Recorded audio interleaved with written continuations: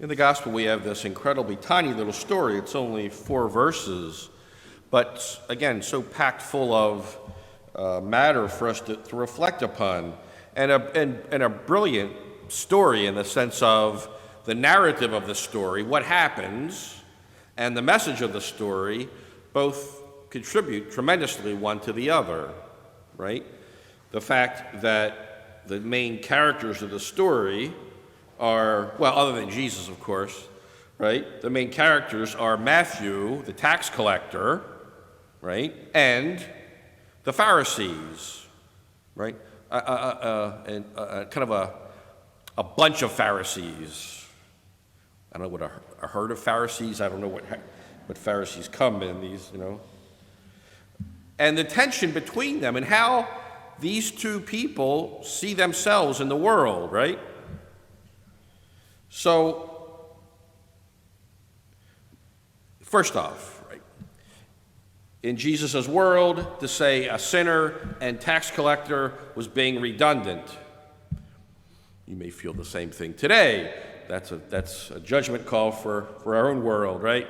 But in Jesus' world, tax collectors were basically thieves, right? It's like, one for me, one for Caesar. One for me, one for Caesar. Okay? So, they were noted as not very honest people, right? And hence, the Pharisees, these nameless Pharisees, point out, well, the teacher eats with tax collectors and sinners. Absolutely, yes, he does, right? Now, why does the Pharisees say that, right? Because they don't see themselves as sinners, right?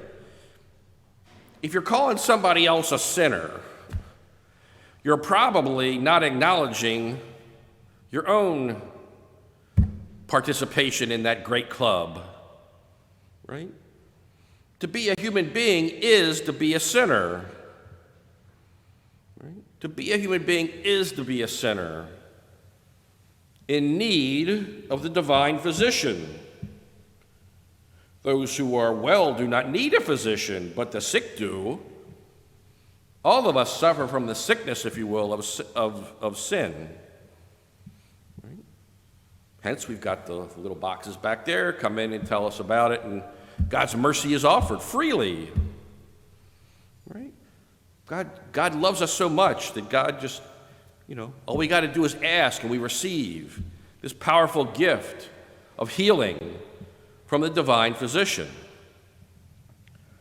But there is one, you might say, there is one stipulation or a requirement. You've got to admit you're a sinner, right? You've got to admit you're a sinner. It's kind of interesting. Sometimes, strange things happen in the cages back here, right? Sometimes, right? It's interesting. People who will confess everybody else's sin, right? It's usually some little old lady who tells you how lousy her kids are, and grandchildren, right?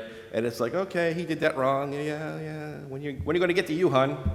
Never, right? And that's just kind of amusing, right?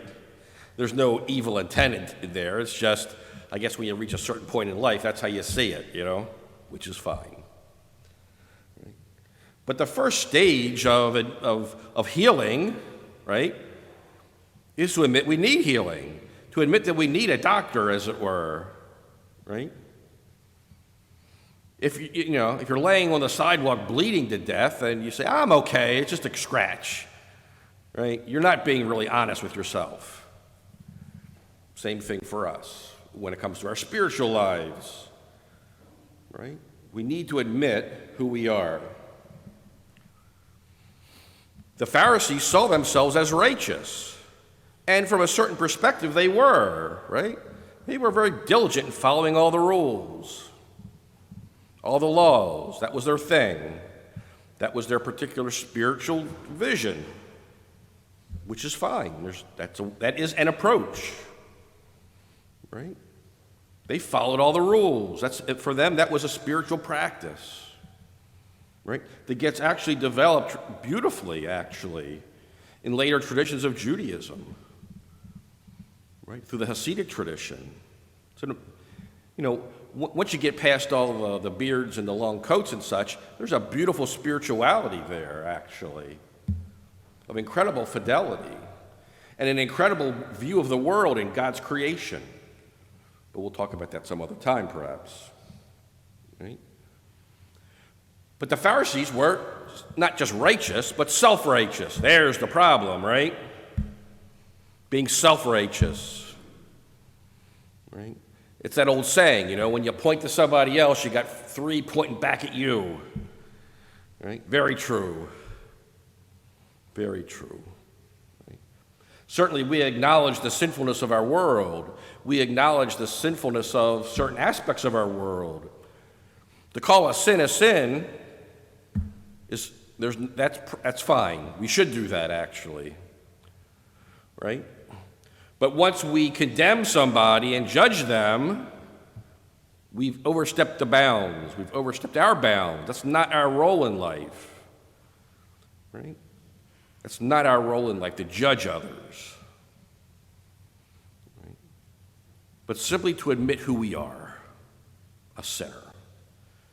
And through that, to seek out the divine physician, the healing of Christ, through God's forgiveness and compassion and mercy and love. And then, from that foundation, to seek to live a righteous life. Not that we're ever going to be righteous, completely, totally, like God is.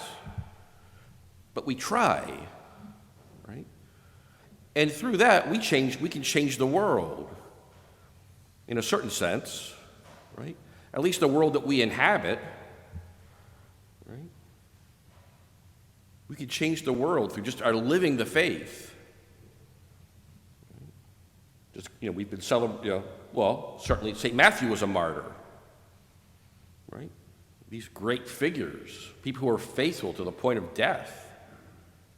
What a powerful witness that is, right? So we ask the Lord to help us with that, to help us to acknowledge who we truly are, to be honest with ourselves before God, to not be self-righteous, but to seek to live a righteous life. We ask God's grace for that, and especially through the intercession of Matthew and all the evangelists and apostles, and especially all those who gave their lives for that same faith.